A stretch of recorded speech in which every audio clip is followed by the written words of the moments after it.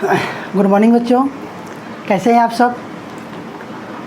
आज हम लोग यूपीएस एकेडमी के तहत आज फिर कुछ बायोलॉजी की महत्वपूर्ण बातों पर चर्चा करेंगे। हम लोग पहले एक चैप्टर पढ़ रहे थे रिप्रोडक्टिव हेल्थ, जिसमें पिछले क्लास में हम आपको पढ़ाए थे एसटीडी डिजीज़ के बारे में। आज हम आपको उसी चैप्टर का एक नया टॉपिक है एमनियोसिंथेसिस के बारे में चर्चा करेंगे। आखिर ये एमनियोसिंथेसिस है क्या और इसका क्या क्या काम है, इस पर हम लोग चर्चा करने वाले हैं। तो सबसे पहले आप देखिए, इसमें पॉइंट जो हम लोग का है वह है एमनियोसिंथेसिस। यह जो है एक प्रकार का परीक्षण होता है, परीक्षण कहिए या इसको आप एक जांच भी कह सकते हैं, जिसमें खास करके एमनियोटिक फील्ड्स के बारे में स्टडी करते हैं। मतलब एमनियोसिंथेसिस के अंतर्गत जो है हम लोग एमनियोटिक फील्ड के बारे में स्टडी करेंगे। यह फील्ड एक्चुअली होता है गर्भधारण के समय, जब शिशु माँ के गर्भ में रहते हैं उस समय में वहाँ पर यह फील्ड पाया जाता है। इस जांच के अंतर्गत हम लोग देखते हैं इसमें क्या कि अगर शिशु माँ के गर्भ में है तो उसमें किसी भी प्रकार का अगर कोई भी आनुवांशिक दोष हो, जैसे कि कह सकते हैं आप डाउन सिंड्रोम, जैसे कि आप कह सकते हैं कोई आनुवांशिक दोष में डाउन सिंड्रोम, या आप कह सकते हैं क्लाइनफेल्टर सिंड्रोम। तो ये सारी डिजीज़ जो होती है खास करके ये सब आनुवांशिक रोग के अंतर्गत आता है, आनुवांशिक डिजीज़ है, जिसको पता लगाने के लिए या जिसके बारे में जानकारी लेने के लिए एमनियोसिंथेसिस एक प्रकार की जांच का उपयोग किया जाता है। लेकिन देखा क्या गया इस जांच के तहत कि इस बीमारी के बारे में पता न लगाकर और न ही लोग डाउन सिंड्रोम के बारे में पता लगाते हैं। इसमें खास करके लोग क्या किए कि इस जांच के द्वारा जेंडर का पता लगाने लगे कि जेंडर में मेल है या फीमेल है। उसके लिए जैसे कि अगर आप जानते हैं कि मानव में 46 क्रोमोसोम पाए जाते हैं। अब इस 46 क्रोमोसोम में से इसको अगर हम लोग जोड़ा में कहें तो 23 जोड़ा। अब इस 23 जोड़ा में से अगर बात किया जाए मेल का क्या होगा, तो आप लिखते हैं 22 X और Y। और अगर बात करते हैं फीमेल का तो लिखते हैं 22 X और X। तो इस जांच के द्वारा जो है सिर्फ जो गर्भस्थ भ्रूण था उसमें आनुवांशिक डिजीज़ का पता न लगाकर लोग क्या करते कि उसमें पता लगाने लगे कि मेल है या फीमेल है। मतलब उसमें गुणसूत्र XX बन रहा है कि XY बन रहा है। अगर XX गुणसूत्र बन रहा है तो लड़की होगी, और लड़की होगी तो पहले बात क्या है कि अब इसके जीने का कोई अधिकार तो है नहीं, इसको गर्भ में ही क्या कर दिया जाए, तो MTP कर दिया जाए, मतलब भ्रूण हत्या कर दिया जाए। तो ये जांच एक्चुअली लाया गया था, इसका मेन रीज़न ये था कि अगर कोई शिशु गर्भ में किसी भी आनुवांशिक डिजीज से अगर ग्रसित है तो उसका पता लगाया जाए। लेकिन खास करके हमारे देश इंडिया में क्या हुआ कि लोग उस बीमारी के बारे में कोई बातें नहीं करते कि आनुवांशिक डिजीज हो रहा है कि नहीं हो रहा है। सिर्फ बात करते क्या कि मेल है कि फीमेल है, और कोई बातें नहीं करते। अगर मेल है तो भाई रहने दो, ठीक है। अगर फीमेल है तो इसको तो जीने का अधिकार ही नहीं, इसको गर्भ में क्या कर दो, तो MTP कर दो और उसकी भ्रूण हत्या हो जाती है। तो एमनियोसिंथेसिस के अंतर्गत हम लोग बात करते हैं सिर्फ और सिर्फ क्या कि बस इस जांच के बारे में। मतलब ये एक प्रकार का परीक्षण आया था, लेकिन इसका हमेशा दुरुपयोग होने लगा।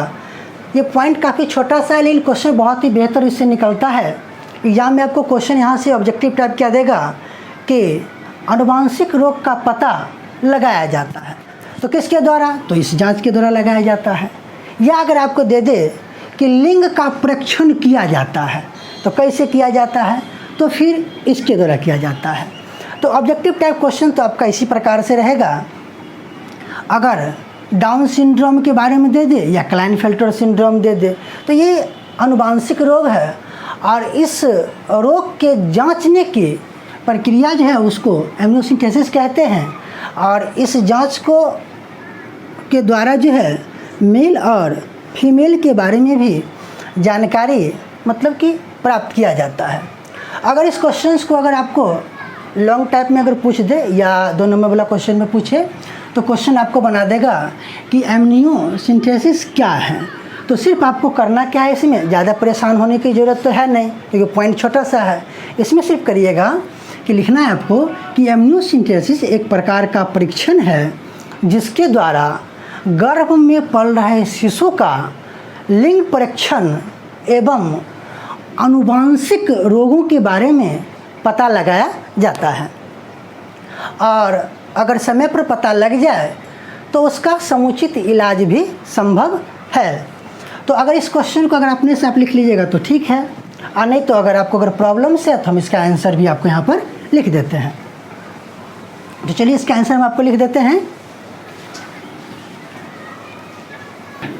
तो देखिए देखो बच्चों, तो हम लोग लिखे अभी क्या कि एम्नियोसेंटेसिस है क्या, तो लिखे हैं यह एक परीक्षण विधि है जो गर्भावस्था में किया जाता है। इस विधि द्वारा गर्भ में पल रहे शिशु का लिंग परीक्षण किया जाता है। मतलब कि एक्चुअली इस परीक्षण का ज़्यादातर उपयोग तो अपने यहाँ जो हुआ वह लिंग परीक्षण के लिए ज़्यादातर इसी में इसका इस्तेमाल किया गया, जिसका सबसे ज़्यादा दुरुपयोग अगर कहा जाए तो अपने यहाँ हुआ।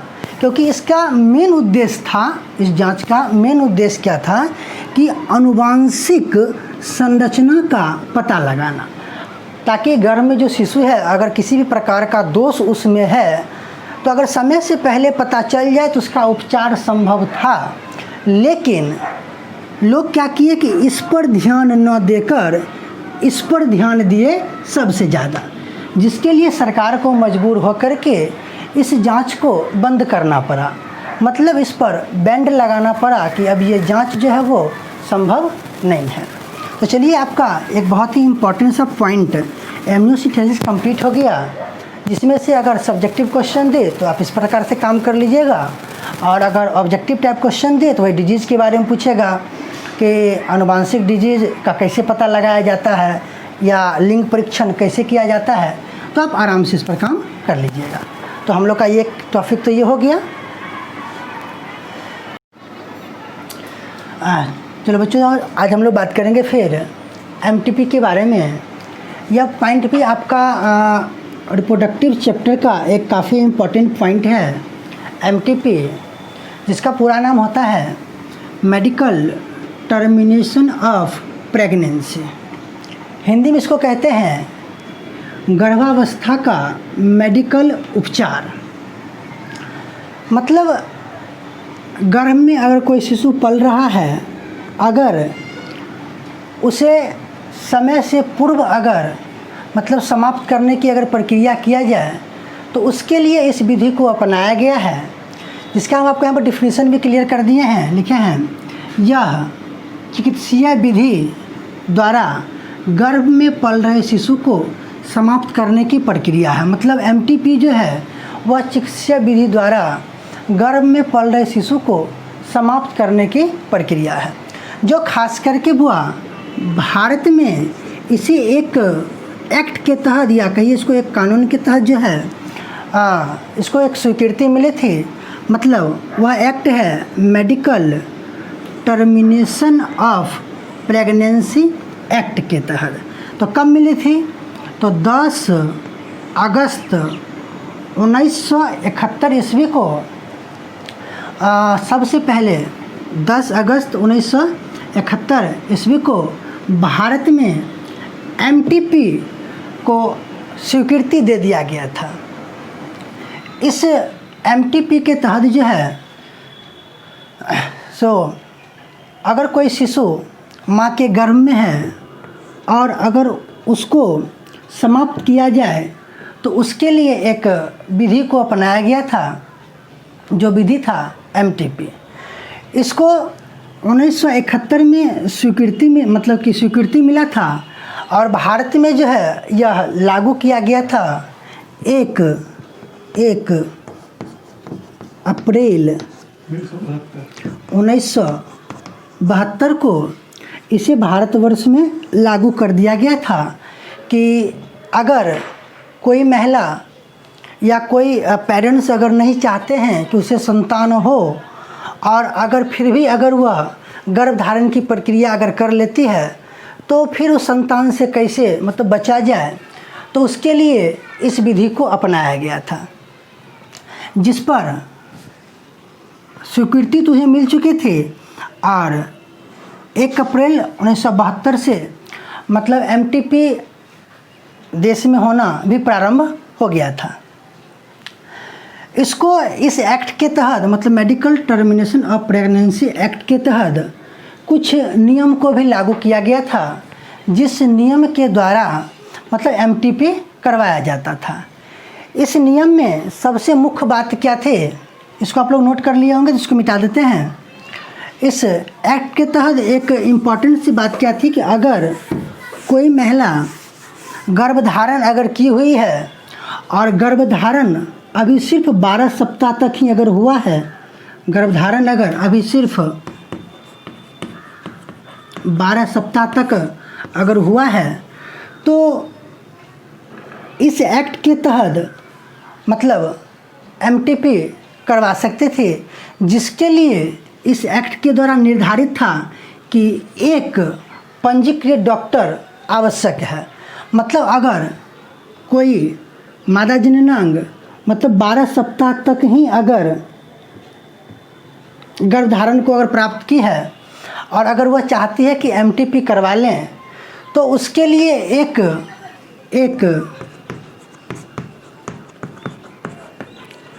पंजीकृत डॉक्टर की आवश्यकता इस एक्ट के द्वारा थी।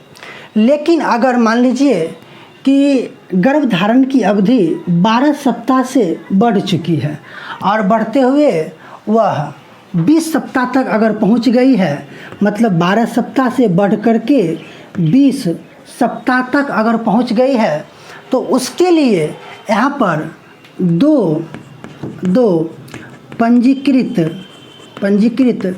डॉक्टर की देखरेख में अब इस एमटीपी को करवाना है। अगर 12 सप्ताह तक ही अगर गर्भधारण की अवधि अगर है तो उसके लिए सिर्फ एक डॉक्टर की आवश्यकता है, वो डॉक्टर के देखरेख में आप एमटीपी करवाया जा सकता है। लेकिन अगर 12 सप्ताह से 20 सप्ताह तक अगर हो गया गर्भधारण की अवधि तो इसके लिए 2 पंजीकृत डॉक्टर की आवश्यकता होती है, क्योंकि 12 सप्ताह तक में शिशु में विकास जो है वह पूर्ण रूपेण या सही से विकास बहुत ही कम विकास हुआ है, तो एमटीपी कराना सुरक्षित माना जाता है, प्रॉब्लम्स बहुत कम होते हैं।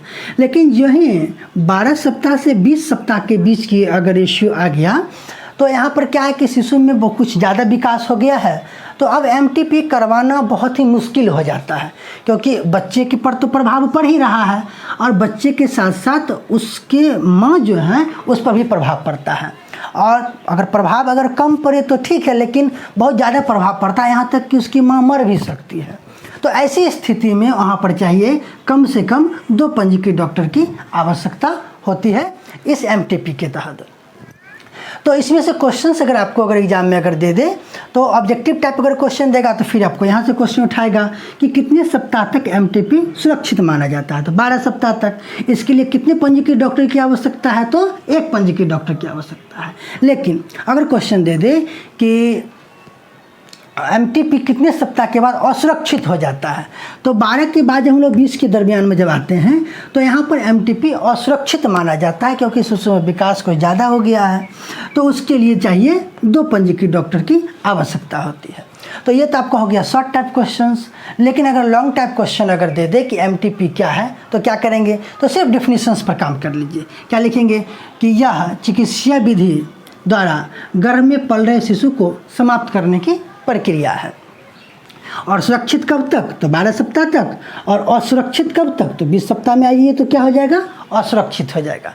तो ये था हम लोग का पॉइंट आज एमटीपी।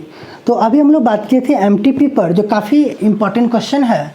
और आप ऐसा करिएगा, इस टॉपिक को अच्छे से कंप्लीट कर लीजिएगा और इसका पूरा नाम याद रखिएगा, पहला नंबर। दूसरा नंबर आप याद रखिएगा सुरक्षित कब तक माना जाएगा। तीसरा नंबर कब तक असुरक्षित हो जाएगा। और इसका डेफिनेशंस बहुत ही इंपॉर्टेंट चीज़ है, इसको आप कंप्लीट कर लीजिएगा। इसके बाद हम लोग फिर एक नया पॉइंट्स को लेकर के फिर अगली क्लास में मिलते हैं।